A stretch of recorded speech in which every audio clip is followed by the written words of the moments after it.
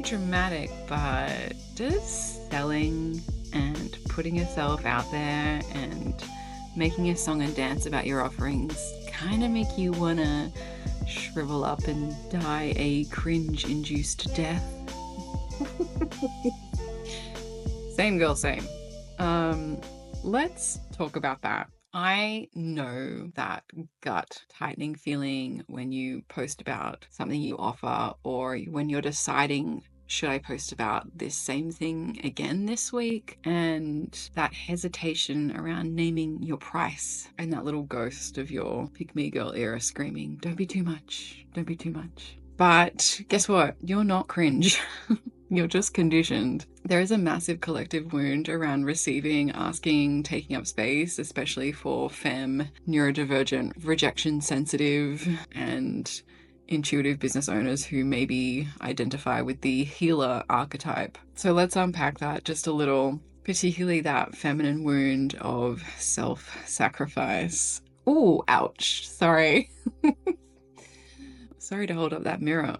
It hurts me too, guys, okay? But undercharging, overgiving, avoiding sales convos like the plague. This has a real trickle-down effect into your business where you never feel like you have enough money to actually invest in things that you really need, and everything becomes so supercharged and scary.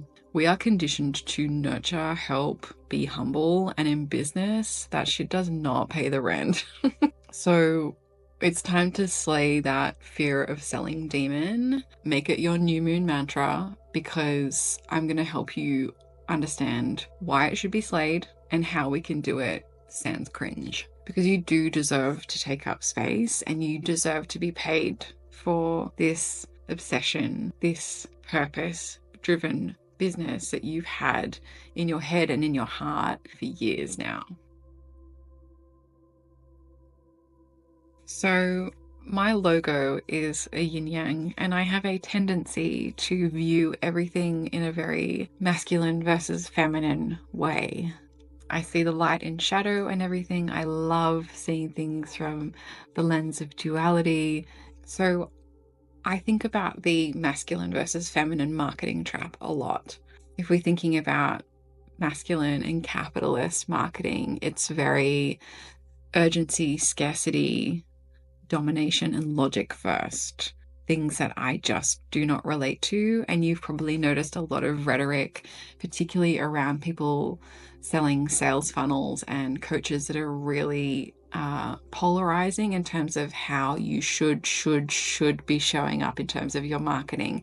And no wonder a lot of us who do not feel that way as a natural state are running away with our tails between our legs and just not doing anything. To me, feminine marketing is a lot more about magnetism, intuition, storytelling, and emotional truth. You can sell with softness, but not the kind of softness where we're apologizing for existing. Bold does not have to be barky. Feminine doesn't mean vague. Confidence doesn't cancel humility. Being in your authenticity and having the confidence to show up unapologetically about something that you have put your heart and soul into is magnetic. One of the biggest game changers for me was reading an article, or I believe it's a manifesto, called Non-Coercive Marketing. And if you just Google non-coercive marketing, it'll be the first thing that appears.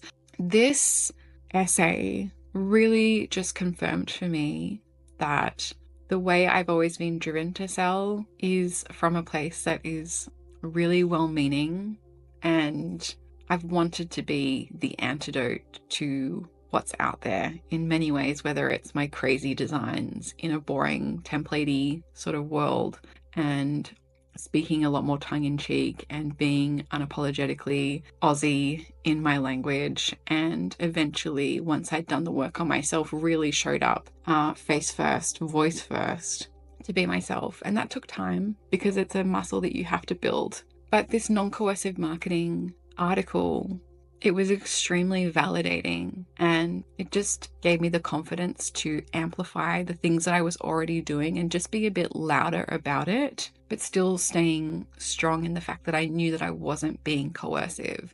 It also helped me really look at the areas in my business and my marketing where I was being a little bit coercive, and the coercive marketing tactics that everyone was saying I should be doing, such as emailing every single day. I really had to look at aspects of my business where I was showing up in a way that made me feel uncomfortable, and that was purely from a place of I should be doing this.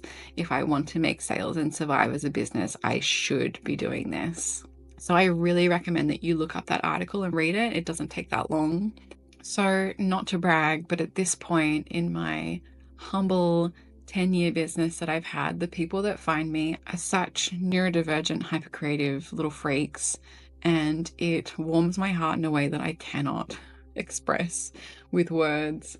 And I know that they have been magnetized to me because I have created things and spoken about them from a place of showing up, showing my weirdo self front and center, and sharing that what I do is my special interest. And I have obsessed over these ideas, some of which have been brewing for years. And by the time I get around to creating a product, that it's this culmination of honestly a lifetime of interests and hobbies and aesthetics and ideas that I have delighted over, I have cried over, and I've gone through the full emotional spectrum to create a true labor of love. And I think that it shows. And that is what I focus my selling on. Share with people these aspects of your offerings. Of course, we can focus on features and benefits. It's so important for people to know the bullet points of what they're getting, the tangible value, but also all of these intangible values and intangible things that have gone behind it, the emotions behind it. People give a shit about that. Odds are, if you're listening to this, you're probably not a normie. And I say this with love to the normies, but you are probably not everyone's cup of tea. In fact, even the really homogenous brands are still not everyone's cup of tea. Let's be real. We cannot sell to everyone. Sell to your ideal customers, and the people who aren't your ideal customers will buy your products, probably aspirationally, because they love the idea of it and they are aspiring to be that person in some way. You have your primary audience. This is simply a secondary audience. So create and speak to these people, these ideal people that initially inspired you to create in the first place. They want you, your story, your language, your honesty. Oh, hey, on that note, I made some really cool email templates for Flowdesk called the soft sell workflows. What that is 3 emails for your welcome email and 2 emails for your lead gen. What we're trying to do here is actually show up. We're not going to ghost our email list that we've been cultivating, and they're all very cutely designed, perla style, of course. And I've also included copywriting in there with my sort of signature warm tone to make it easy as possible to finally get your workflows set up, because going out there with a little freebie is the best way to give people a taster of your brand and what you offer and your vibes. And when we follow that up with a welcome sequence, really outlining who you are and what you offer, these 5 emails sending out over a couple of weeks are the best way to make sure that every single person who comes into your orbit gets the same consistent message about you. Everyone has had a primer on who you are, what you do, why you're different, and why you're super cool. And make it really irresistible for them to take action. It's all on Flowdesk, and if you're unfamiliar with Flowdesk, it is honestly the most easy user experience for email, and you'll also get 50% off your first year, which is a pretty massive discount. If you want to start sending emails that you're proud of and take educating your audience seriously while doing it in a really non-coercive way, There's a reason why I've called it the soft sell workflow, and that's because I have incorporated all of these non-coercive marketing aspects into this workflow that I've set up for you, which is the pacing of it is thoughtful. We're not sending back-to-back emails every single day for a week. The language is invitational. The design is fun as hell. It's a real treat to be sent this kind of design. And we're also giving people the option to opt out of the welcome emails without actually fully unsubscribing and losing people that way. If you're curious, go to my website, perla.work, and have a peek and start sending emails that you are proud of. So how can you talk yourself up without gagging? Frame what you're selling as an invitation, not a pitch. So invitational wording is really important. Everything is optional, but here are the benefits, and here's the why, and here's the how.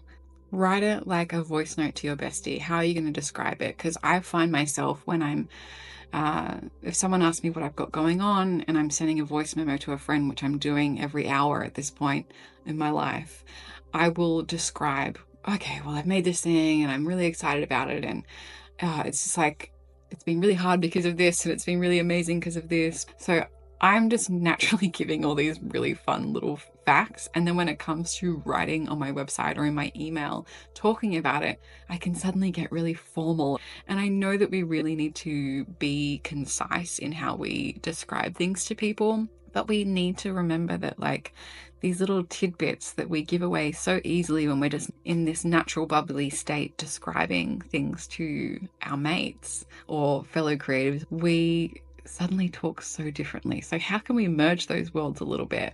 Like true confidence comes from embodiment, not ego.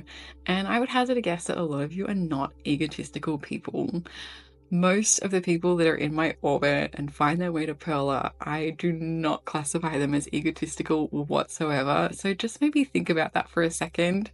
That's what makes us freak out a little bit, going, oh my God, I just don't want to sound like that person. Please, God, no. Just check yourself for a second and remember that you probably are not going to sound like that. And maybe also second guess why you are following those people, and try to have less voices like that that you're subscribed to in any way, because this is what really brainwashes us into thinking that we have to show up a particular way that does not actually fit who we are. So I'm just going to close this by saying that you don't have to love capitalism to participate in it with integrity. It's not going anywhere. But we can still make it weird. And especially when so many of the normies are out there saying, I'm so weird, look at this, I'm really quirky, just be weirder. For a lot of us, we had to hide for so long, whether that was in school or masking neurodivergence or having to stop saying, my little business. You know what? Step into your power, step into your authenticity, and bring that beautiful energy into the noisy, noisy chaos that people really do want a reprieve from. So be the clear, authentic, truthful voice that is embodied and confident and delight people.